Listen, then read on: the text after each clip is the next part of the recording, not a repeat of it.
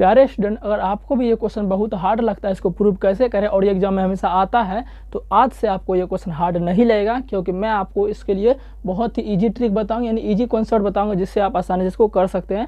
ठीक है, तो आइए इस वीडियो को देखते हैं और इसको पूरा आप जरूर देखिएगा, तभी आपका ये क्वेश्चन जो है सॉल्व हो जाएगा।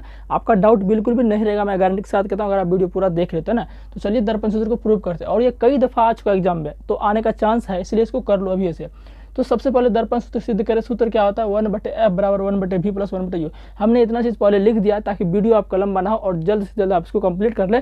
मैं आपको पूरा समझाऊंगा, जो जो चीज़ मैंने लिखा है पूरा आपको समझाऊंगा, इसलिए घबराएं आप ना। ठीक है, सबसे पहले अच्छा अवतल में करो उत्तल में करो, बात एक ही है, उसमें दोनों एक ही आना है। तो आप किसी से भी कर लीजिए, हम अवतल ले लिए हैं। तो अवतल में क्या किया? सबसे पहले हम एक दर्पण बना दिए हैं, ए बी दर्पण। आपको पता है कि अवतल दर्पण ऐसे ही होता है, और हमने करा भी दिया अवतल दर्पण कैसे होता है, जाके देख सकते हैं। तो वही लिख दिया है कि माना कि ए बी एक क्या है? अवतल दर्पण है, इसका ध्रुव पी है, और यहाँ आपका ध्रुव होता है। आपको पता है कि जो दर्पण के मुख्य है उसके सीधे बीचों बीच काटता है ना, जो बीचों बीच दर्पण का बीचों बीच वो ध्रुव होता है, और वक्रताकेंद्र सी है, तो वक्रताकेंद्र इसका सी है, ये सब आपको पता है। अब देखिएगा हमने क्या किया है, वस्तु को सी से पीछे लिया, सी से पढ़े लिया। आपको पता होगा जब वस्तु को सी से पढ़े लेते हैं तो प्रतिबिंब कहाँ बनता है? सब हमने कराया हुआ है, तो प्रतिबिंब कहाँ बनता है? सी और एफ के बीच बनता है, और वस्तु से छोटा बनता है। देख भी सकते हैं वस्तु से ये छोटा बना है। अब क्या किया, देखिए ये हमने किरण गुजारा था, इससे गुजरा था, तो ये जैसे गाया, आपको पता है कि मुख्य है उसके समांतर जाएगा, तो यहाँ पर बनेगा। मतलब ये तो आपको पता ही है कि जब सी से पढ़े करेंगे तो सी एफ के बीच जाए, ये आपको पता ही है। अब देखिएगा इसमें आपको दो त्रिभुज दिख रहा होगा, एक दिख रहा होगा एक्स वाई सी, और एक दिख रहा होगा सी एक्स डैश वाई डैश। ठीक है, चलिए ये दिख रहा है, और इधर दो और दिख रहा होगा, एक दिख रहा होगा क्यू पी एफ, और एक दिख रहा होगा एफ वाई डैश एस। दो त्रिभुज दिख रहा है। अब इसमें थोड़ा सा कॉन्सेप्ट है मैथ का, समरूपता। क्या है? समरूपता का। समरूपता कॉन्सेप्ट क्या कहता है? अगर किन्हीं कोण का दो कोण बराबर है, उसके संगत भुजा क्या होंगे? आपस में संगत भुजाओं के अनुपात क्या होंगे? बराबर होंगे। तो देखिएगा, तो त्रिभुज एक्स वाई सी तो हमने लिया है, त्रिभुज एक्स वाई सी एवं त्रिभुज x dash Y dash C. तो एक्स वाई सी कहाँ है? एक्स वाई सी, और त्रिभुज एक्स डैश ये रहा, एक्स डैश वाई डैश और सी ले लिया है। अब देखिएगा इसमें आपको पता है ये क्या, एक रेखा है, और एक रेखा पर अगर सीधा एक लंबा लाइन खींचते तो वो क्या होता है? यहाँ पर 90 डिग्री कोण बनता है। तो कोण एक्स का मान क्या आ गया? 90 डिग्री। तो वही हमने लिखा है कोण एक्स सी वाई, नहीं यहाँ है कोण वाई एक्स सी, मतलब कोण वाई एक्स सी, वाई एक्स सी बराबर किसके है? कोण Y dash X dash C के। अब देखिए जो बीच वाला होता है ना उसी का मान होता है। तो एक्स डैश कितना है देख लीजिए, तो ये भी देखिए यहाँ भी 90 बनेगा बिल्कुल, ये सीधा इस पर लंब, तो ये भी 90, तो ये 90 और ये 90 दोनों बराबर हो गया।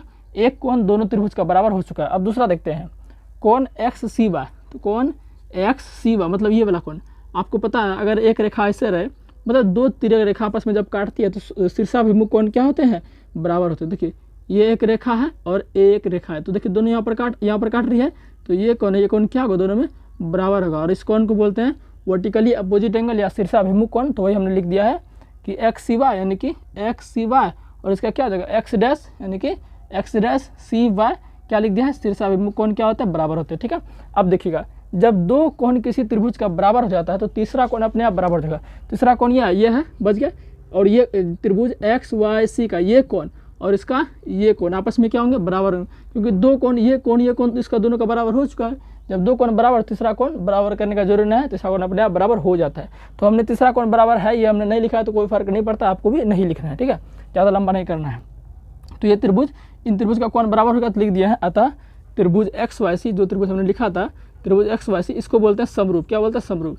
त्रिभुज एक्स वाई सी समरूप हो गया त्रिभुज एक्स वाई डैश सी, ये किसी का समरूप हो गया। जब अभी हमने तुरंत बताया कि जब त्रिभुज समरूप हो जाए, दो त्रिभुज समरूप हो जाए तो क्या बोलते हैं? उनके संगत भुजाओं का अनुपात क्या होता है? बराबर होता है। देखिएगा इस त्रिभुज में देखिए एक्स वाई, जैसा इसका भुजा लेंगे वैसा इसका भुजा लेंगे, इसका देखिए ये वाला भुजा ले रहे हैं, इसका भी ये वाला भुजा लेंगे। तो एक्स वाई बटे एक्स डैश वाई डैश लिया है, एक्स वाई बटे एक्स डैश वाई डैश।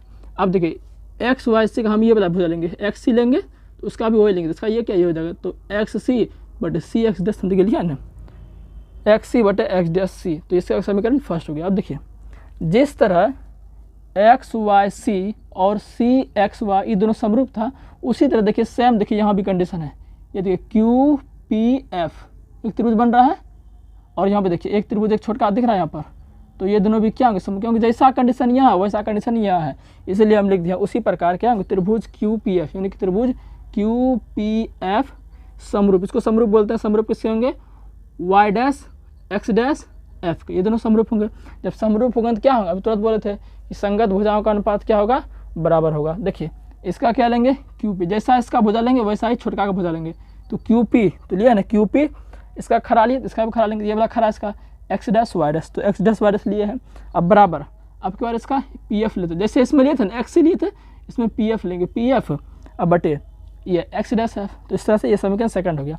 अब जरा आपको पता होना चाहिए कि देखिए ये देखिए एक्स वाई भुजा है, सेम इसके ही इतना हाइट है, इसका भी थोड़ा सा कम है तो उसको हम नगण्य मान लेते हैं, जितना पी क्यू का हाइट है उतना ही इसका ही हाइट है, इसीलिए हम लिखे हैं कि समीकरण फर्स्ट एवं सेकंड से। इसका मतलब ये है कि जो एक्स वाई है ये क्यू पी के बराबर है, ये एक्स वाई जो है क्यू पी के बराबर है, जब बराबर है तो बराबर है, तो एक्स वाई क्यू पी बराबर है, इसका मतलब ये वाला पार्ट और ये वाला पार्ट दोनों एक हो गया, क्योंकि ये वाला पार्ट एक हो गया, ये भी क्यू पी एक्स वाई के बराबर है, तो ये वाला पार्ट दोनों एक हो गया। इसका मतलब क्या है, इसका ये वाला पार्ट और इसका ये वाला पार्ट भी क्या होगा, बराबर होगा।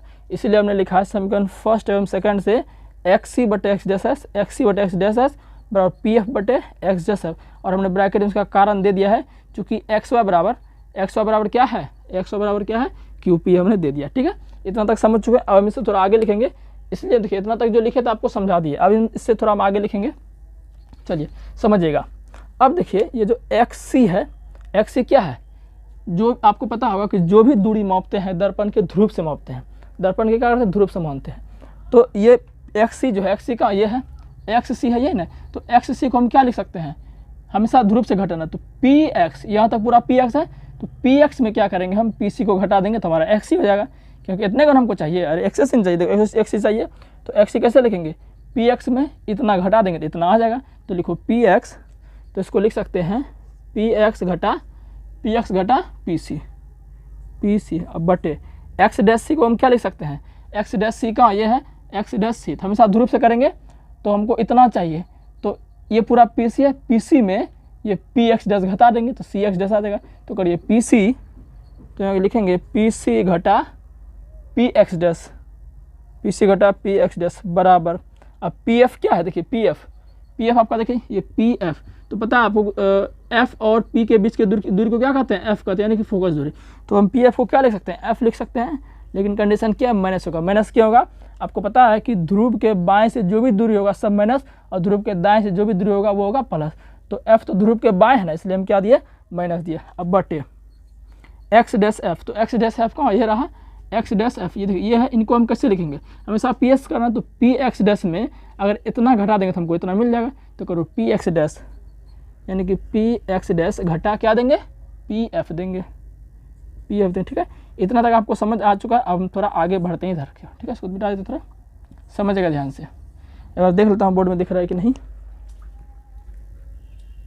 चलिए अब देखिएगा कि पी एक्स घटा पी सी है, तो पी एक्स बराबर कितना है, ये पी एक्स है, तो इस पी एक्स को हम क्या लिख सकते हैं, ध्यान से देखिएगा, पी एक्स क्या, ये तो वस्तु है ना, ये वस्तु था, तो ध्रुव से जो वस्तु है तो उसको क्या कहते हैं, वस्तु की दूरी कहेंगे, तो वस्तु की दूरी को हम किससे लिखते हैं, यू से लिखते हैं, तो इसका मतलब क्या, यू हो जाएगा, पी एक्स का मतलब क्या, यू, लेकिन ये भी ध्रुव के बाएं तरफ, इसको क्या देंगे, माइनस देंगे, और यह घटा पी सी है ना, पी सी है मतलब क्या, वक्रता केंद्र है, पता है आपको, ध्रुव और वक्रता केंद्र के बीच की दूरी क्या कहते हैं, वक्रता त्रिज्या कहते हैं, तो ये क्या आ जाएगा, पी सी का मतलब आर हो जाएगा, चूँकि यहाँ माइनस है तो यहाँ क्या हो जाएगा, या प्लस माइनस हो जाएगा, वो एक और माइनस हो जाएगा, क्योंकि ये जो था हमारा पी एक्स के बदले में हम क्या लिख दिए, यू लिख दिए, क्योंकि पी एक्स क्या था, वस्तु की दूरी था, यू लिख दिए, और ये माइनस पहले से तो माइनस पहले से दिए, और पी सी का मतलब क्या है, पी सी का मतलब क्या है, आर है, चूँकि माइनस पहले से तो माइनस पहले से दिए, और आर भी देखो, आर भी किधर, बाएं तरफ है, इसलिए हम यहाँ क्या दिए, माइनस आर दे दिए। ठीक है, अब नीचे बटा तो बटा दे देते हैं, फिर यहाँ क्या पी सी है, पी सी का मतलब फिर क्या, पी सी का मतलब फिर आर, चूँकि माइनस देंगे फिर माइनस आर देंगे, क्योंकि ये क्या इसके बाएं तरफ है, फिर माइनस। अब देखिए पी एक्स डैश को हम क्या लिखेंगे, पी एक्स डैश, चूँकि प्रतिबिंब यहाँ बना है, प्रतिबिंब ये ना बना, मतलब क्या हो गया, ध्रुव से ये प्रतिबिंब की दूरी हो गया, तो यहाँ से यहाँ क्या हो गया, भी हो गया, और ये भी इधर माइनस है, तो क्या देंगे, माइनस, तो यहाँ क्या हो जाएगा, ये माइनस हो जाएगा, तो ये माइनस हो जाएगा। ठीक है, बराबर, और ये माइनस एफ तो हाईवे क्या है, अब बटे, फिर देखिए पी एक्स डैश ये क्या है, भी है, तो ये भी माइनस में होगा, क्योंकि सब इधर है, जितना इससे बाएं होगा सब माइनस में दीजिएगा, फिर माइनस, और पी एफ का मतलब क्या है, पी एफ का मतलब फोकस, यानी ये भी माइनस में। ठीक है, आप गुना कर दीजिए, तो माइनस यू, माइनस का माइनस प्लस आर हो जाएगा, बटे माइनस आर, माइनस का माइनस प्लस भी हो जाएगा, बराबर माइनस एफ बटे माइनस भी, अब माइनस गुना प्लस है तो प्लस एफ हो जाएगा। ठीक है, आप गुना कर दीजिए, करिए माइनस यू गुना माइनस भी क्या हो जाएगा, यू भी हो जाएगा, माइनस यू गुना प्लस भी ये माइनस यू एफ हो जाएगा। ठीक है, अब प्लस ये आर है ना, आर है ये, तो आर गुना माइनस भी तो हो जाएगा माइनस भी आर हो जाएगा, और आर गुना एफ तो हो जाएगा आर एफ हो जाएगा। ठीक है, अब इधर करिए माइनस आर गुना माइनस एफ तो क्या हो जाएगा आर एफ हो जाएगा, और माइनस एफ गुना भी तो क्या हो जाएगा माइनस भी एफ हो जाएगा। अब देखिए आर एफ कट गया। ठीक है, अब देखिएगा यू भी माइनस यू एफ माइनस भी, आपको पता है जो आर होता है ये दूरी होता है फोकस का दुगुना होता है, तो आर बराबर सूत्र क्या होता है 2f होता है, तो हम आर के बदले में 2f लिख देते हैं, ये क्या हो जाएगा भी गुना 2f। अब बराबर इधर क्या है माइनस भी एफ है। अब देखिएगा यू भी माइनस यू एफ, इधर क्या होगा माइनस 2vf हो जाएगा, और इधर क्या है माइनस भी एफ है। ठीक है, अब देखिए यू भी माइनस यू एफ, अब बराबर इधर माइनस भी एफ है, ये माइनस 2vf को उधर पे तो प्लस 2vf हो जाएगा। अब देखिए थोड़ा इधर बचा आपका यू भी, इधर बचा यू एफ, बराबर 2vf में एक vf जाएगा तो क्या बचेगा आपका vf बचेगा। ठीक है, आप क्या कर दो, आप कर दो दोनों तरफ लिख दो, दोनों तरफ यू भी एफ से भाग देने पर लिख देना, तो इसमें भी यू भी एफ से भाग दे, ये क्या है यू भी भाग दो यू भी एफ से, घटा यू एफ इसमें भाग दो यू भी एफ से, भी एफ इसमें भाग दो यू भी एफ से। अब कटा लो, कटा देखिए यू भी कट गया, यू एफ और यू एफ कट गया, भी एफ और भी एफ कट गया, तो क्या इधर क्या बचा, इधर बचा 1/f, इधर बचा -1/, ये क्या है भी है, ये भी है। ठीक है, अब बराबर इधर क्या बचा 1/u बचा, तो हो तो गया 1/f बराबर 1/u, आई माइनस भी को उधर पे तो प्लस 1/v हो गया। ठीक है, तो आपका ये प्रूफ जो दोस्तों आपका हो चुका है, देख लीजिए 1/v प्लस 1/u, ये दर्पण सूत्र आपका प्रूफ हो चुका है। तो हमने आसानी से देखिए कितना आसानी से हमने इसको कर लिया है। ठीक है, उत्तल दर्पण से हम ऐसा ही कह सका। ठीक है, अगर आपको वीडियो अच्छा लगे तो आप चैनल को सब्सक्राइब जरूर कीजिएगा, लाइक भी कीजिएगा, और अगला लेंस वाला आवर्धन वाला जो भी है मैं सब आपको करा दूंगा।